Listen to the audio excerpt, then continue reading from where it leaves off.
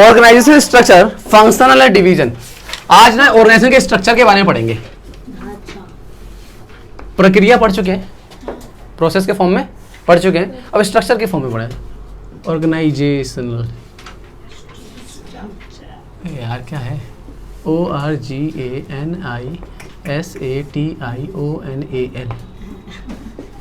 Structure. ठीक है जी।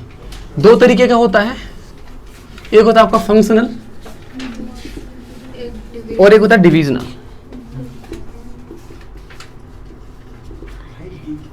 ठीक है, देखिए जी, फंक्शनल एंड डिविजनल। ठीक है, डिफरेंस जरा एक बार पढ़ लेंगे। पहले तो मीनिंग बता देता हूं दोनों का क्या फर्क होता है। ठीक है, जब आप अपने ऑर्गेनाइजेशन के अंदर एक्टिविटीज को फंक्शन के बिहाफ पर बांट देते हो, ठीक है, तो वो कहलाता है फंक्शनल। ठीक है, हम इसके अंदर फीचर पढ़ेंगे, एडवांटेज, डिसएडवांटेज, और कहां पर ये उपयुक्त होता है, सूटेबल होता है। ठीक है, जब आप अपने पूरे ऑर्गेनाइजेशन को डिवीजन के बिहाफ पर बांट देते हो तो डिवीजन कहलाता है। एग्जांपल समझ लो, परचेज डिपार्टमेंट, आपके पास आपका एक ऑर्गेनाइजेशन था, उसके अंदर आप सर्फ भी बनाते थे, शैम्पू बनाते थे, साबुन भी बनाते थे, बहुत सारी चीजें बनाते थे। ठीक है, कॉस्मेटिक है, क्रीम पाउडर, सब चीजें बनाते थे। और आपने जो पूरा डिवीजन करा, जो आपने वो जो स्ट्रक्चर बनाया, फंक्शन जो बनाया, तो सबसे पहले बनाया आपने परचेज डिपार्टमेंट। तो जो परचेज डिपार्टमेंट होगा ना, वो जितने भी प्रोडक्ट हैं सबकी रॉ मटेरियल परचेज करेगा। प्रोडक्शन डिपार्टमेंट जितने प्रोडक्ट सबका प्रोडक्शन करेगा। सेल डिपार्टमेंट सबका सेल करेगा। एडवर्टाइजमेंट डिपार्टमेंट सबका एडवर्टाइजमेंट करेगा। मतलब कहने का यहाँ पे प्रोडक्ट का कोई लेना देना नहीं है, आप सिर्फ फंक्शन से मतलब रखते हो। एक फंक्शन जो है, जो परचेज डिपार्टमेंट है, वो चाहे किसी भी तरीके का कोई भी प्रोडक्ट है, हर चीज का प्रोडक्शन वही कर रहा है, वही संभाल रहा है। ये कहलाएगा आपका फंक्शनल डिपार्टमेंट, फंक्शनल। डिवीजन के अंदर क्या होता है ना, कि यहां पे प्रोडक्ट को ही अलग एक डिवीजन बना दिया जाता है। ठीक है, जैसे एक कंपनी थी जो लोहे के खिलौने भी बनाती थी और प्लास्टिक के खिलौने भी बनाती थी, तो दो अलग अलग कर दिए। ठीक है, मेटल वाले प्रोडक्ट एक अलग डिवीजन बना दिया,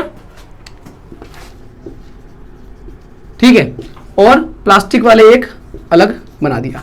अब प्लास्टिक का जो परचेज होगा वो ये देखेंगे, सेल होगा वो यही देखेंगे, एडवर्टाइजमेंट होगा वो ये देखेंगे। ठीक है ना, जितनी भी एक्टिविटीज होंगी इनकी सारी वो ये देखेंगे। सेम इसके लिए परचेज अलग, सेल इनका ये, एडवर्टाइजमेंट, ठीक है, जितने भी मार्केटिंग, जितनी भी चीजें होंगी वो ये देखेंगे। समझ में आई बात? यहां पर क्या हो रहा है कि आप ऐसे कह सकते हैं कि प्रोडक्ट के बिहाफ पर आप एक प्रोडक्ट का एक अलग डिवीजन बना दिया, एक प्रोडक्ट का एक अलग डिवीजन बना दिया, और उसके अंदर फिर छोटे छोटे डिपार्टमेंट बना दिए। जबकि यहां पर क्या होता है कि कितने भी प्रोडक्ट हो उससे कोई फर्क नहीं पड़ता, आप सिर्फ फंक्शंस को अलग कर रहे हो। परचेज सारे के सारे प्रोडक्ट का परचेज करेगा, सेल सारे के सारे सेल करेगा, मार्केटिंग वाला सारी मार्केटिंग करेगा, एडवर्टाइजमेंट वाला सारी एडवर्टाइजमेंट करेगा। समझ में आई बात? एकदम बेसिक डिफरेंस बता दिया तुमको। ठीक है, अब तुम्हें क्लियरली समझ में आने लग जाएगा। ठीक है, अब जरा बात करते हैं फंक्शनल डिपार्टमेंट के। तो हाँ जी, फंक्शनल जो ढांचा जो है, फंक्शनल ये कार्यात्मक संगठन ढांचा कहलाता है। ठीक है, it refers to the division of whole enterprises according to the major activities perform by it. क्या है? मेजर एक्टिविटीज जो परफॉर्म करी जाती है ना, उनके बिहाफ पर डिपार्टमेंट बना दिए जाते हैं, तो वो कहलाता है फंक्शनल। मेजर क्या होता है? सेल होगा, परचेज होगा, प्रोडक्शन होगा, है ना, और भी बहुत सारे प्रोडक्शन बना रहे हैं, फाइनेंस होगा, ठीक है, पर्सनल है, मार्केटिंग है, रिसर्च है, एडवर्टाइजमेंट है। ये मेन डिपार्टमेंट है, उसके बिहाफ पर इन्होंने पूरे ऑर्गेनाइजेशन को डिवाइड कर रखा है। आ गई बात समझ में? यहां वाला तुम्हें बता दिया प्रोडक्ट के बिहाफ पे हो रहा है, और यहां वाला बता दिया तुम्हें फंक्शन के बिहाफ पर हो रहा है। एकदम क्लियर, डेफिनेट वो क्लियर होना चाहिए, बिल्कुल समझ में आई बात? ठीक है, चलिए आ जाते हैं हम लोग एडवांटेज के बिहाफ पर। इसके क्या एडवांटेज है? फंक्शन की बात कर रहा हूं, इसके एडवांटेज की बात कर रहा हूं। सबसे पहले बेनिफिट ऑफ स्पेशलाइजेशन। भाई परचेज डिपार्टमेंट वाला जो होगा ना, वो सर हर तरह के प्रोडक्ट की परचेज कर रहा होगा, रॉ मटेरियल परचेज कर रहा होगा, तो वो एक्सपर्टाइज हो जाएगा उस काम को करने में। कोई भी प्रोडक्ट है आराम से रॉ मटेरियल परचेज कर लेगा वो, क्योंकि सारा का सारा परचेज का काम उसी को दे दिया गया है, चाहे किसी भी तरीके का प्रोडक्ट है। ठीक है, तो स्पेशलाइजेशन का फायदा मिलता है इनको। एक व्यक्ति एक ही काम को कर रहा है, ठीक है, सारा का सारा काम वही संभाल रहा है, एक तरह के सारे काम वही संभाल रहा है। ठीक है ना। सेम अगला पॉइंट है कि समन्वय, कोऑर्डिनेशन ऑफ इज एस्टैब्लिश्ड। अलग अलग डिपार्टमेंट बनाए गए हैं इसके अंदर, इन डिपार्टमेंट के अंदर जो है कोऑर्डिनेशन बैठाना आसान हो जाता है, क्योंकि आपने फंक्शनल परचेज डिपार्टमेंट अलग बना दिया है, सेल डिपार्टमेंट अलग, तो परचेज वाला सेल से कोऑर्डिनेट करेगा, सेल वाला एडवर्टाइजमेंट से, मार्केटिंग से, रिसर्च से, इस तरीके से कोऑर्डिनेट करके चलेंगे। तो कोऑर्डिनेशन बैठाना यहाँ पे बहुत आसान हो जाता है, तालमेल बनाना आसान हो जाता है, बहुत अच्छा तालमेल यहाँ पे बना रहता है। समझ में आई बात। तीसरा पॉइंट है आपका कि मैनेजरियल इफिशियंसी इज इंक्रीज्ड। इसमें मैनेजरियल इफिशियंसी इंक्रीज होती है क्योंकि मैनेजर्स का मेन रोल होता है, हर डिपार्टमेंट एक डिपार्टमेंट है और उस डिपार्टमेंट का एक मैनेजर होगा। समझ में आई बात। तो इसके अंदर वो पर्टिकुलर बंदा जो होगा ना वो उस डिपार्टमेंट का हेड होगा और उसके सारे काम से देखेगा। परचेज है तो परचेज के सारे परचेज के काम देखेगा वो। समझ में आई बात। ठीक है, सेल वाला, फाइनेंस वाला अपने सारे फाइनेंस देखेगा वो। ठीक है, तो यहाँ पे जो मैनेजर्स होते हैं उनकी इफिशियंसी बहुत तेजी से बढ़ने लग जाती है, उनका जो है फायदा बहुत तेजी से वो डेवलप होने लग जाते हैं, समझदारी बहुत ज्यादा बढ़ जाती है, मैनेजर्स की क्वालिटी जो है इफिशियंसी जो है वो बढ़ने लग जाती है। ठीक है, अगला है आपका मिनिमल डिप्लीकेशन ऑफ एफर्ट्स। काम कोई भी डबल नहीं होता, ऑब्वियस सी बात है। चाहे मैं शैम्पू के प्रोडक्शन कर रहा हूँ, चाहे मैं साबुन का प्रोडक्शन कर रहा हूँ, चाहे मैं फेस वॉश का प्रोडक्शन कर रहा हूँ, रॉ मटेरियल सिर्फ परचेज डिपार्टमेंट ही खरीदेगा। समझ में आई बात। इसका अपोजिट जरा यहाँ देखो, यहाँ भी परचेज हो रहा है और यहाँ भी परचेज हो रहा है, दो परचेज डिपार्टमेंट बने हुए हैं, है ना। मेटल के प्रोडक्ट के लिए अलग परचेजिंग हो रही है और यहाँ पर कार्य दो बार किए जाते हैं, एक काम को 2 बार किया जाता है, जबकि यहाँ पर काम एक ही बार किया जा रहा है। समझ में आई बात। आप ये नहीं कह सकते कि ये खराब है ये अच्छा है, ये खराब है ये अच्छा है, दोनों की अपनी अपनी सूटेबिलिटी है। ठीक है, कहीं पे ये सूट करता है, कहीं पे ये सूट करता है। अभी पढ़ाऊंगा कि कहाँ पे कौन सा सूट करेगा। समझ में आई बात। तो मतलब कहने का यहाँ पे कार्य जो है दोहराए नहीं जा रहे हैं, यहाँ पर कार्य एक ही बार में हो रहा है और एक बार में कंप्लीट हो रहा है वो। ठीक है, अगला पॉइंट है आपका ट्रेनिंग इज फैसिलिटेटेड। ट्रेनिंग आसानी से दी जा सकती है। जैसे मान के चलिए ये एम्प्लॉय आए हमारे पास, इन्होंने कहा मैं सेल से हूँ, ठीक है, तो इनको जो सेल डिपार्टमेंट भेजेंगे सेल का ट्रेनिंग दिया जाएगा। समझ में आई बात। यहां पर तो एक ही डिपार्टमेंट सारे के सारे काम करता है, तो सारे के सारे कैसे ट्रेनिंग दे दोगे।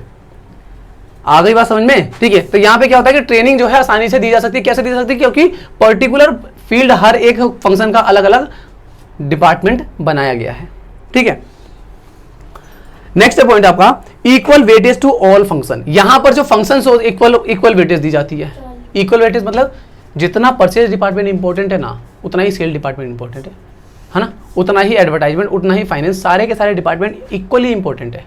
पर कई बार यहाँ पर क्या होता है कि प्लास्टिक वाले प्रोडक्ट को ज़्यादा वैल्यू दी जाती है, मेटल वाले को कम दी जाती है। होता है क्या है, क्योंकि मेरे को इससे ज़्यादा प्रॉफिट हो रहा था, इससे कम प्रॉफिट। विजय माल्या का नाम सुना है तुमने। तो विजय माल्या की 2 कंपनियां हैं। ठीक है, एक तो बियर बनाता है वो किंगफिशर की, और एक किंगफिशर की उसकी फ्लाइट है जो जहाज चलती है उसके। ठीक है, तो जहाज वालों में 2-2, 3-3 साल की सैलरी अटकी हुई है, पायलट की, है ना, एयर होस्टेस की, उनकी सैलरी नहीं मिल रही है, वो बंद हो गई है, बंद होने के कगार पे। जबकि किंगफिशर की जो बियर है वो देखो 5 गुना, 6 गुना, 10 गुना प्रॉफिट कमा करके दे रही है। तो मतलब एक डिपार्टमेंट, उसी कंपनी का एक डिपार्टमेंट, एक डिवीजन जो है बहुत अच्छा प्रॉफिट दे रहा है, एक नहीं दे रहा है, तो दोनों को अनइक्वल वेटेज मिलने लग जाती है। पर यहाँ पे आप ऐसा कर लोगे। यहाँ पे तो एक भी फंक्शन अगर काम करना, या एक भी फंक्शन को अगर बजट कम करोगे या वैल्यू कम दोगे तो काम ही कम बंद हो जाएगा, सारा का सारा काम ही रुक जाएगा। समझ में आई बात। तो यहाँ पर हर फंक्शन को इक्वल वेटेज दी जाती है। क्लियर हो गया एडवांटेज।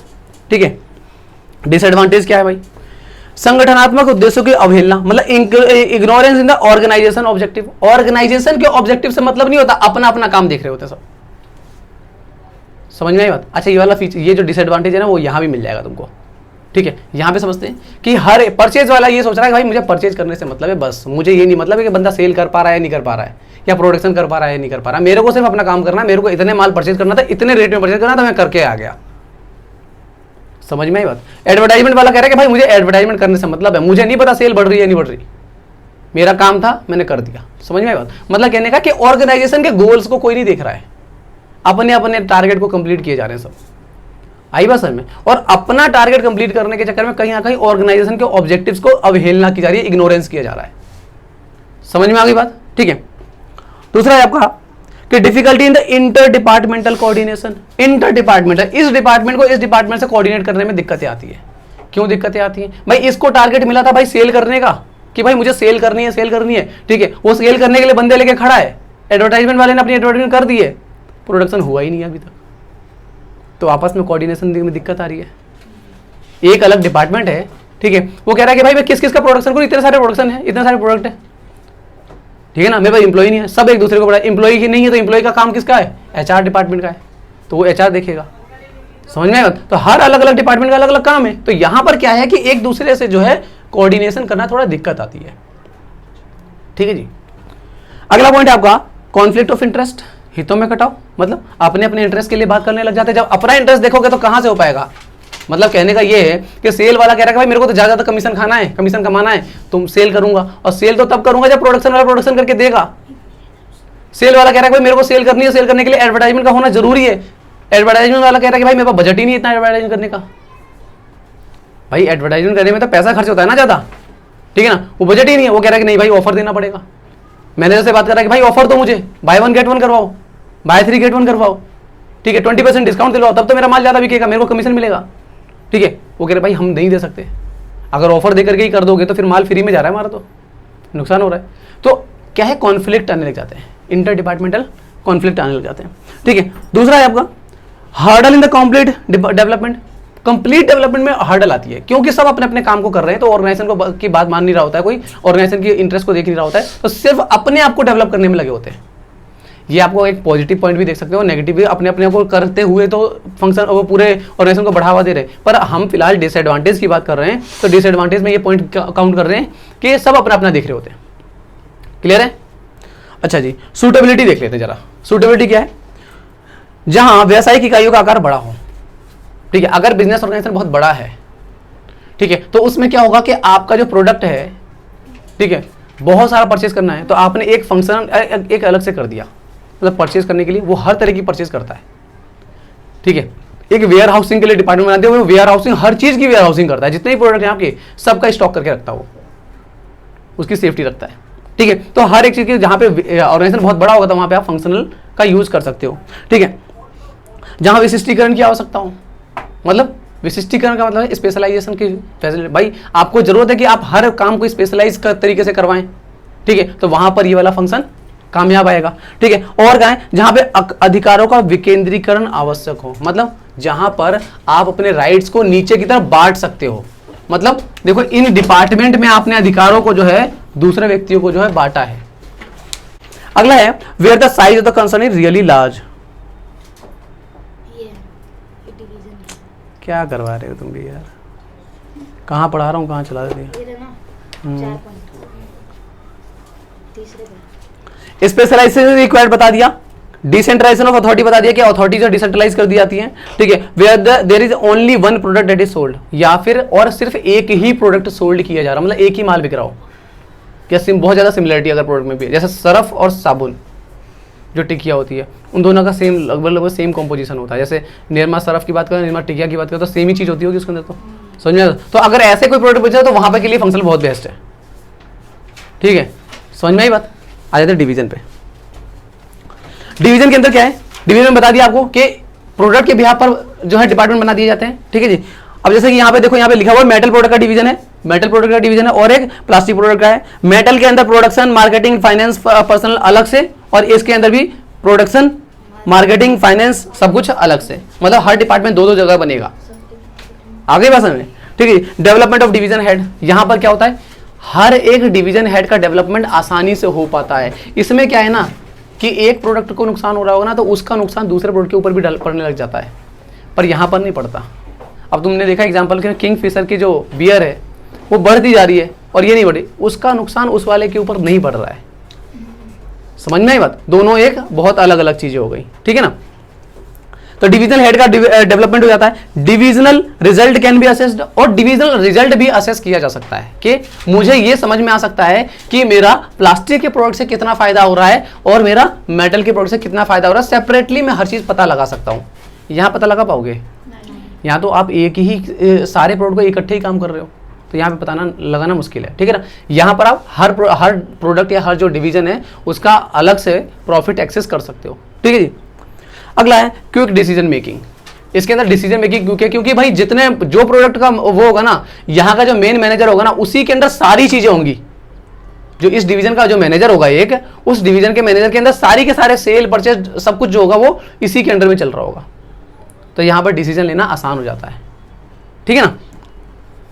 इजी एक्सपेंशन, बहुत आसानी से एक्सपेंशन किया जा सकता है क्योंकि एक अलग डिवीजन है, ठीक है। तो ये बहुत तेजी से अपना ग्रो करेगा, अपना काम करेगा, ये अपना ग्रो करेगा, तो इससे क्या है, ऑर्गेनाइजेशन बहुत तेजी से एक्सपेंशन मतलब बढ़ सकता है, विस्तार कर सकता है अपने आप को, ठीक है, बढ़ा सकता है। लिमिटेशन क्या है, कॉन्फ्लिक्ट बिटवीन डिविजनल हेड, इन दो कॉन्फ्लिक्ट, इनके बीच में हेड्स में जो है कॉन्फ्लिक्ट आने लग जाते हैं, क्योंकि इसको इससे कोई मतलब नहीं है। ये बोलेगा भाई मैं अपनी परचेज खुद करता हूं, फाइनेंस खुद संभालता हूं, सब कुछ मैं खुद संभालता हूं, तो मुझे तुमसे क्या मतलब है, आ गई बात समझे, ठीक है। बट अगर फिर भी अगर कोई दिक्कत आ रही तो इनके बीच में जो है टकराव पैदा होने लग जाते हैं, या फिर कंपटीशन वाला इन्वायरमेंट बन जाता है कि भाई वो वाला डिवीजन इतना फायदा कमा रहा है, हमारा वाला नहीं कमा पा रहा है, हम भी करेंगे। आई बात समझे।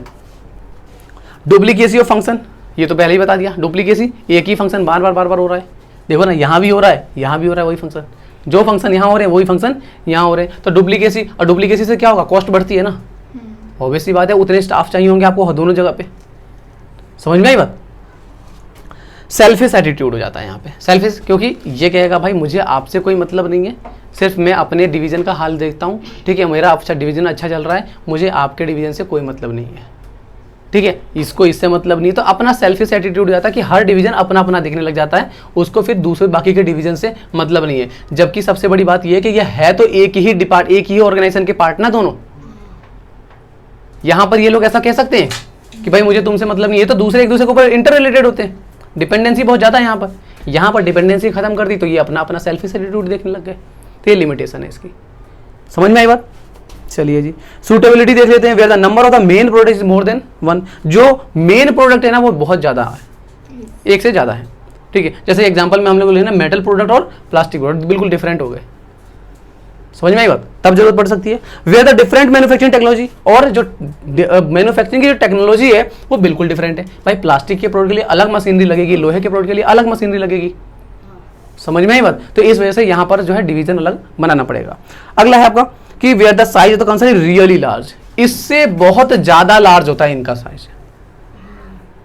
यहां पर लार्ज की बात हो रही थी, ये बहुत ज्यादा लार्ज होंगे। ऑब्वियस ही बात है, अगर मैं ये कहूं कि भाई एक डिपार्टमेंट के लिए अलग से सेल, परचेज, एडवर्टाइजमेंट हर चीज अलग से कर दो और इसके लिए अलग से कर दो, तो इसके लिए बहुत बड़ा डिपार्टमेंट होना, बहुत बड़े लेवल पे काम हो रहा होगा, तभी अलग करना फायदेमंद है, समझ में आई बात, ठीक है। जैसे कि किंगफिशर का वो जो एयरलाइन है वो एक अलग डिपार्टमेंट, बहुत बड़ी डिपार्टमेंट हो गया, और बियर वाला भी एक बहुत अलग डिपार्टमेंट, बहुत बड़ा डिपार्टमेंट हो गया, ठीक है। उसकी भी अपनी प्रोडक्शन है, इनका भी अपना प्रोडक्शन है, वो सर्विस देते हैं, ठीक है ना। तो दोनों ही अलग अलग है, तो वहां पे डिवीजन हेड अलग अलग करना फायदेमंद होगा।